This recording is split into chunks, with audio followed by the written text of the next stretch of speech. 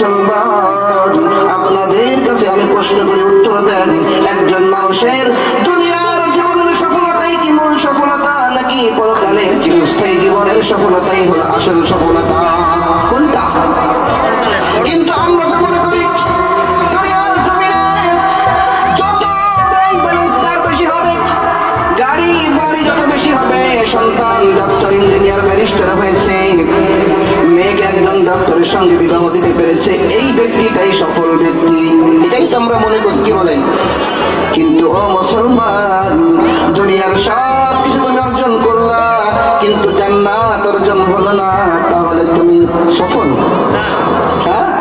The people of heaven and the people of hellfire are not equal. The people of heaven gain the ultimate success. বলেন সুবহানাল্লাহ। সর্বোচ্চ সফলতা অর্জন করেছে তারা, জান্নাত অর্জন করেছে যারা। সুবহানাল্লাহ, বাড়ি যায় বলেন।